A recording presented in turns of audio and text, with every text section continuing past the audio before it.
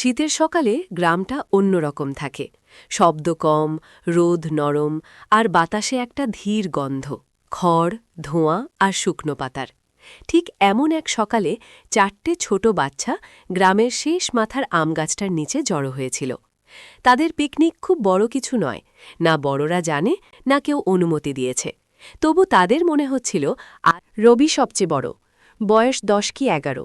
সে ভাবছিল পিকনিক মানে দায়িত্ব, তাই সবার আগে সে জায়গাটা বেছে নিয়েছে। পিঙ্কি তার ছোট বোন, সে শুধু একটা টিফিন বক্স ধরে এসেছে। ভিতরে কি আছে সে নিজেও ঠিক জানে না। মা যা দিয়েছেন সেটাই পিকনিকের খাবার। গোপাল সবচেয়ে চুপচাপ। আর মিনু সবচেয়ে ছোট, সে শুধু এসেছে, তার হাতে কিছু নেই, তবু তার চোখে সবচেয়ে বেশি উচ্ছ্বাস। আম গাছটার নিচে ঘাস একটু শুকনো, বড়রা এখানে খুব একটা আসে না, তাই জায়গাটা বাচ্চাদের পছন্দ। সময় বসে পড়ল, বসার সময় কেউ তাড়াহুড়ো করল না। শীতে বাচ্চারাও ধীরে হয়। খাবার খুব কম।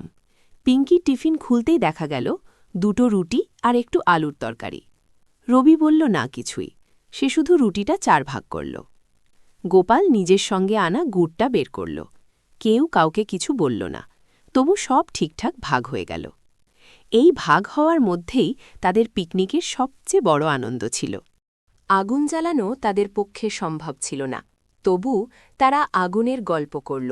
বাড়ির উঠোনে শীতের আগুন, সেখানে বসে থাকা বড়রা, এই সব কথা, এই গল্পগুলোই তখন তাদের আগুন।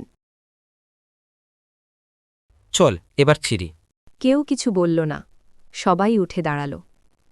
ফেরার পথে 4 জন পাশাপাশি হাঁটছিল। কথা ছিলে না, তবু একসঙ্গে ছিল। এই ছোট পিকনিকটার কথা গ্রামে কেউ জানল না, কিন্তু 4টে বাচ্চার মনে এই দিনটা থেকে গেল।